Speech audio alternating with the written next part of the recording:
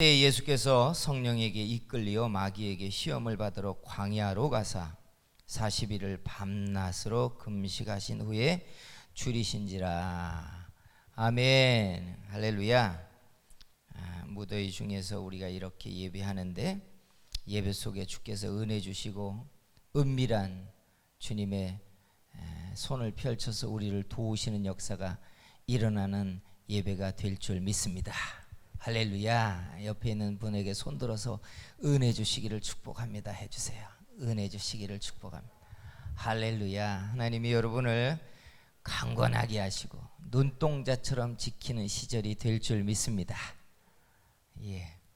예수님이 공생애를 시작하시기 전에 성령에게 이끌려 광야에 가서 마귀에게 시험을 받았다라는 이야기가 기록되어져 있어요.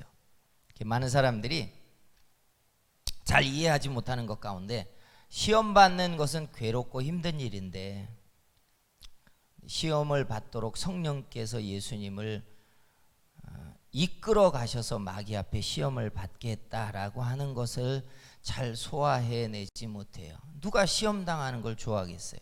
예수님도 우리에게 악에게 시험 당하지 않게 해달라고 기도하라고 했는데, 기도하면서 우리가 하는 기도 가운데 하나가 시험 받지 않게 해달라고 하는 기도잖아요. 그런데 본문에 보면 예수님은 광야에 가셔서 마귀에게 시험을 받았는데 시험을 받도록 성령께서 예수님을 이끌어 시험 받게 했다라고 성경은 기록하고 있다는 거예요. 그래서 옛부터 성경학자들이 이걸 가리켜 두 가지로 설명합니다. 첫째, 예수님은 이 시험을 통해서 예수님이 세상에 상속자로 오셨다라고 하는 걸 증명하신 것이다. 두 번째, 마귀에게 시험당해 결국 마귀를 이김으로써 마귀로부터 세상의 주권에 대한 권리를 가져오시기 위하여 첫 영적 싸움에서 마귀를 이기시도록 만드신 것이 하나님의 뜻이다. 이렇게 보면 시험이 다른 각도로 보이기 시작해요. 시험은 그냥 막 괴롭고 힘든 게 아니라 시험은 예수님을 증명시키는 사건들이었고 예수님이 이 땅에 오신 상속자라고 하는 걸 증명하는 행사가 시험을 통하여 나타났다라는 것입니다. 그러니까 다른 각도로 보면 시험은 그냥 막 사람을 괴롭혀 자빠지게 하는 게 아니라 시험은 우리가 가지고 있는 믿음이 참인지, 세상에서 우리가 하나님의 아들들인지, 우리가 하나님의 복을 받을 수 있는 진정한 축복의 사람인지를 증명하는 중요한 순서, 의례가 시험이라는 거예요. 우리의 믿음을 마지막으로 무엇으로 우리가 증명하겠어요? 그것은 시험 받을 때 우리의 믿음의 실체가 증명된다는 거예요. 욥은 시험을 통과하고 난 다음에 배나 되는 복을 받잖아요. 아브라함도요, 창세기 22장에 보면 모리아산에서 독자 이삭을 하나님께 바치라는 마지막 시험을 통과하고 난 다음에서야 그의 하나님을 향한 참 믿음을 하나님은 확인해 주십니다. 그러니까 시험은 그냥 막 힘들고 어려운 일들인 것 같지만 놀랍게 하나님이 우리의 믿음을 증명시키거나 내가 정말로 복 있는 사람이라는 걸 확인하려고 할 때 우리를 테스트하는 게 시험이고 그 테스트의 도구로 쓰이는 게 마귀라는 거예요. 성도 여러분, 우리가 연약함이 있기 때문에 시험 당하지 않기를 원합니다.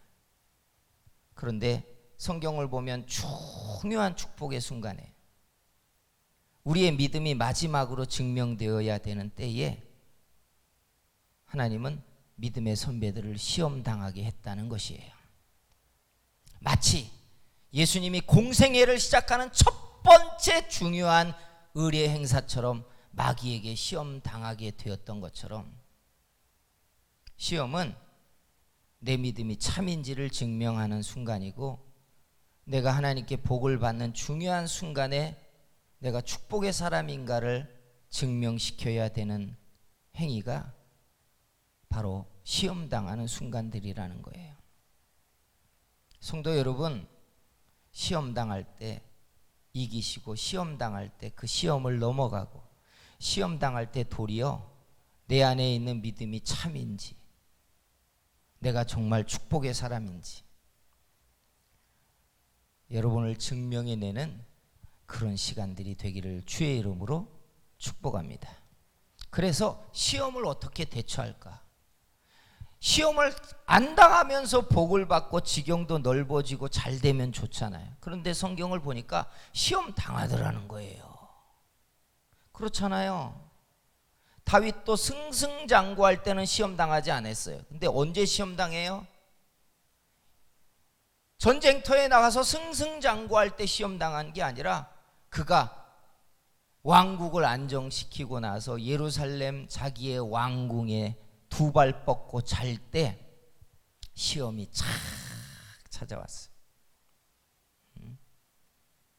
참 놀라워요. 참 놀라워요. 욥이 언제 시험 당합니까? 욥이요, 동방에서 그와 같은 사람이 없다라고 하는 게 확인되었을 때 욥이 시험 당하잖아요. 예? 그 성경을 읽으면서 사모가 그러더라고요. 왜 하나님은 사단에게 욥을 자랑하셔가지고 욥이 시험 당하게 하느냐? 욥을 자랑하지만 않았어도 시험 당하지 않았을 거라는 이야기이기도 하지만 다른 각도로 보면 동방에서 욥 같은 사람이 없다. 가장 뛰어나고 가장 복을 받고 가장 존귀한 사람이라는 자리에 섰을 때 그는 정말로 그러한지 그 믿음과 그의 그릇이 시험받았다는 뜻이에요. 우리가 어린아이면 시험당하지 않아요. 하나님이 누가 자기 밥그릇도 못 챙기고 두 발로 서지도 못하는 사람을 막 시험하겠어요. 그죠? 근데 좀 믿음 좀 있다. 하나님이 이제 좀 복을 주셔야 되겠다. 하나님 앞에 내가 원하는 것들이 좀 크다 하면 네가 진정 그러한가? 자격이 있느냐? 그걸 증명해내야 되는 순간이 바로 시험을 통해 일어난다는 거예요. 성도 여러분, 평생 시험이 일어나지 않기를 원하지만 혹 시험의 순간에 여러분을 증명해야 한다면, 주님을 내가 사랑하는 마음이 진실하고 참되다는 걸 증명해야 된다면 그때 시험을 이기는 저와 여러분이 되기를 주의 이름으로 축복합니다.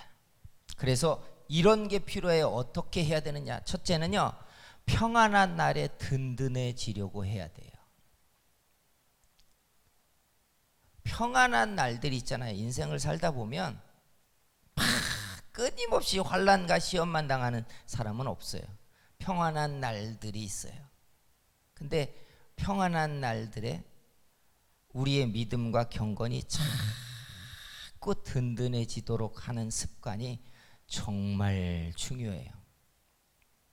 가난한 사람과 부자의 돈을 대하는 가장 중요한 패턴이 소비와 투자의 차이래요.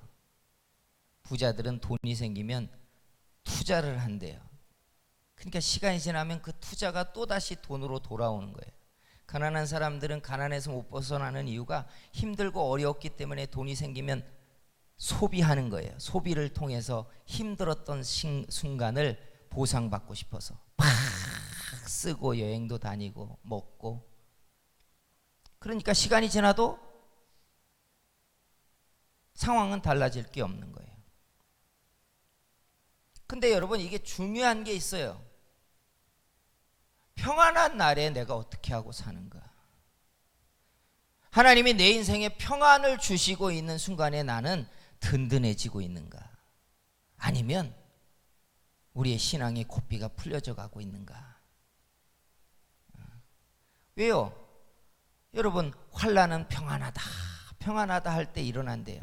시험은 우리가 안전하다라고 할 때에 일어난다고 주님은 이야기했어요. 그러니까 사람이 막 부지런히 살고 막 기도하고 이럴 때는 시험 당하는 게 아니에요. 그럴 때 일어나는 게 아니라는 거예요. 그래서 우리 속에 바꿔야 되는 패턴이 뭐냐? 삶이 좀 안정되고 안전하고 특별한 일들이 일어나지 않는다라고 생각할 때 우리의 믿음의 내공을 차곡차곡 쌓는 습관을 좀 들이자고요. 기도도요, 문제가 터지고 나서 시작하면 언제나 늦어요. 그렇잖아요.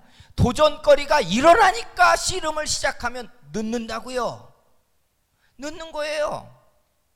그래서 우리가 바꿔야 되는 습관이 뭐냐? 평안한 날에 하나님 앞에 기도의 시간을 좀 갖고 골방으로 좀 들어가고 평안한 날에 하나님의 말씀을 좀 붙잡고 살고 말씀을 들은 걸 생각하고 그것을 가지고 은혜를 좀 되새김질하면서 믿음의 내공을 평안한 날에 자꾸 든든하게 하는 습관을 들여야 한다는 거예요. 그래야 시험의 날을 대처할 수 있다는 이야기예요. 대처할 수 있다는 거예요. 주님이 말한 것처럼 도적이 어느 때 올 것이다 라고 알면 누가 도적 맞는 사람이 있겠어요? 다 대비하지. 생각지 못할 때 도둑이 든다고 하신 것처럼 시험은 준비되지 않았을 때 오는 거예요. 그래서 평안한 때에 은혜로 자기를 견고하게 하는 사람들이 시험을 도리어 축복의 때로 만들 수 있습니다. 여러분, 평안한 날에 골방에 들어가는 시간을 늘리세요. 평안한 날에 하나님의 말씀을 자꾸 듣고 심령에 생각하고 마음에 담고 믿음을 견고하게 하는 그런 행사를 늘리면 시험이 우리를 무너뜨리는 때가 아니라 시험이 저와 여러분의 믿음을 증명하고 도리어 축복의 때를 만드는 그런 은혜가 될 줄 믿습니다. 두 번째, 시험이 우리를 힘겹게 할 때에 불평과 원망으로 넘어지지 않아야 돼요. 삶이 힘들고 어려움이 닥칠 때 두 가지로 우리는 대처합니다. 하나는 자책하든지, 내가 못나서 그래. 그런 분들 있죠. 내가 잘못해서 그래. 내가 믿음이 없어서 그래 하고 자책하는 케이스가 있고, 또 한 케이스는 원망과 비난으로 문제의 타깃을 바깥으로 돌리는 분들이 있어요. 너 때문에 그랬어. 나라가 우리한테 일거리를 안 줬어. 기성세대가 젊은 사람들의 삶을 다 힘없게 만들었어. 이렇게 말하는 분들이 있어요. 근데 중요한 건 그렇게 하든 저렇게 하든 본질이 뭐냐? 누군가가 시험 당하고자 타깃이 정해지고 나면 자책을 하든 원망을 통해서 타깃을 바깥에 돌리든 그게 중요한 게 아니라 중요한 것은 시험 당하게 하고자 하는 자는 결국 시험 당해버린다는 거예요. 원망을 바깥에 하든 자책을 하든 그게 중요한 게 아니에요. 결국은 누군가가 시험 당하고자 정해지면 그는 시험 당하더라는 거예요. 사울 왕이 하나님이 저가 이제 망할 것이다라고 정하고 나니까 온갖 노력을 해도 자기를 쫓아온 칼을 그가 피하지 못해요. 아합도 그러잖아요. 그가 심판을 당해 거꾸로 질게 작정되고 나니까 변장을 하고 온갖 개교를 내도 결국은 하나님이 그를 치고자 하는 칼을 그는 피하지 못합니다. 시험은 이런 거예요. 자책을 하고 누군가를 원망하고 세월 탓을 하고 대적의 문제를 이야기해도 결국은 시험이 나를 목적하고 있으면 우리는 나를 시험하고자 하는 그 타깃을 내가 피할 수 없다는 거예요. 그런데 그때 어떻게 해야 되느냐? 이게 중요해요. 시험으로 인하여 괴롭고 힘겨운 날이 시작이 되면 하나님이 우리에게 원하는 게 뭐냐? 원망과 비난이 아니라 하나님 앞에 서 있기를 원한다는 거예요. 세상을 살면서 시험 당하지 않는 사람은 없어요. 우리가 완전한 존재가 아니기 때문에 매번 시험을 이기지도 못해요. 그렇잖아요. 세상에서 어떤 사람이 시험을 이기는 승률 100%의 사람이 있습니까? 없어요. 아브라함도 시험 승률 100% 아니에요. 다윗도 100%가 아니에요. 아마 예수님만이 승률이 100%였겠죠. 사도들 가운데 누가 시험을 이기는 승률 100%의 사람이 어디 있어요? 사도 바울이요? 아니에요. 베드로요? 아니에요.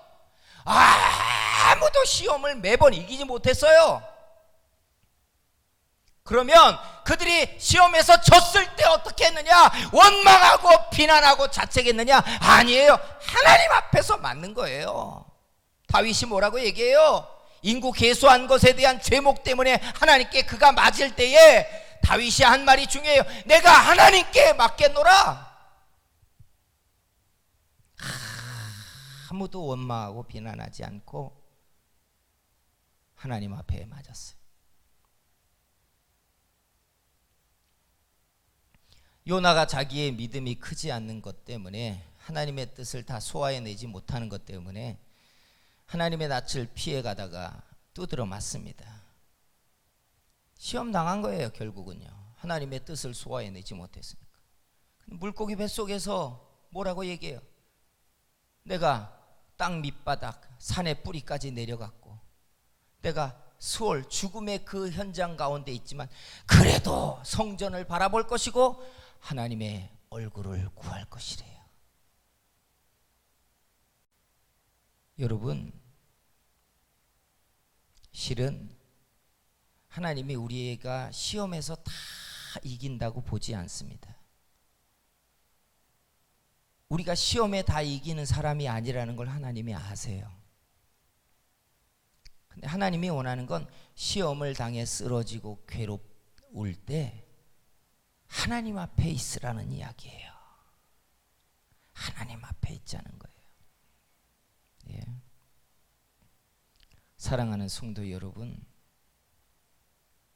우리 인생에 시험이 안 일어났으면 좋겠지만 시험이 여러분의 삶을 괴롭고 힘겹게 할 때 하나님 앞에 서서 하나님이 참고 견디며 시험을 이겨내는 그런 여러분들을 봐주시기를 주의 이름으로 축복합니다. 그리고 마지막 세 번째는 결국 말씀대로 해야 시험을 이긴다는 거예요. 예수님이 성령에게 이끌려 광야에 시험을 당하기 전에 40일을 금식합니다. 육체적으로 정신적으로 가장 약해졌을 때 시험을 당했어요. 금식이 40일 정도가 되면 육체적으로 정신적으로 바람 앞에 있는 촛불처럼 가장 약할 순간이에요. 한순간에 말이나 상황만으로도 사람은 쓰러질 수 있는 위험 속에 탁 서 있어요. 그때 시험을 당하셨는데 예수님이 끝내 말씀을 붙잡고 이기십니다. 내가 이기는 게 아니에요. 내가 강권해서 이겨낸 게 아니에요. 말씀대로 되게 해달라고 할 때 이기는 거예요. 믿으십니까? 내가 용맹스럽고 내가 강인하고 내 내면이 막 칼도 안 들어갈 철판 같은 심정이어서 이기는 게 아니에요. 결국은요, 말씀대로 되게 해야 우리 이기는 사람들인 줄 믿습니다. 이게 시험을 이기는 거예요. 그러니까 시험은 많은 사람의 믿음의 실체를 증명시켜요. 떠내려가는 사람, 쓰러지는 사람, 그 시험의 때를 통하여 자신을 증명해내서 하나님 앞에 결국 복을 받는 사람이 시험을 통하여 막 그 진위 여부가 가려지기 시작해요. 진위 여부가. 시험 당할 때 막 힘들고 어려우니까 어떤 분들은 하나님 나 좀 방학할게요. 나 실질 들어봤어요. 나 방학 좀 하다가 올게요. 이렇게 말하는 사람 들어봤어요. 하나님 저 3년만 하나님 앞에 못 가겠습니다. 이렇게 말하는 분도 들어봤어요. 얼마나 힘이 들면 그렇겠어요. 하나님 앞에 억지로 가고 싶지 않은 거예요. 이게 예배인지 뭔지 모르겠다는 거예요. 예. 그런데 여러분, 그 시험이 결국 내 믿음의 실체를 드러낸 거예요. 나는 쓰러진 사람이었고, 나는 내가 구하는 걸 얻을 자격이 없는 사람이었고, 내 믿음은 세상을 붙잡고 있는 것보다도 적은 믿음이라는 걸 시험이 드러내버린 거예요. 그래서 여러분, 내가 이기려고 하면 우리는 시험을 못 이겨요. 말씀대로 이루어지이다 할 때 시험은 이겨지는 줄 믿습니다. 사랑하는 성도 여러분, 시험은 믿음이 어리고 어린아이와 같은 때를 지나는 사람들을 상대하지 않아요. 시험은 신앙이 어른이 되었고 복을 받을 만하고 지경이 넓어져야 되고 세상에서 우리가 하나님의 아들, 딸이라고 하는 걸 증명해 내어야 될 만한 사람들을 상대로 그 신앙을 증명시키기 위하여 찾아와요. 그때 시험을 이겨서 내가 하나님의 아들, 딸이고 내가 진정 복을 받을 자격이 있고 내가 하나님의 말씀대로 지경을 얻을 그런 신분이고 내가 세상이 아니라 하나님의 백성이라는 것을 드러내는 그런 때를 만드는 저와 여러분이 되기를 주의 이름으로 축복합니다. 기도하겠습니다.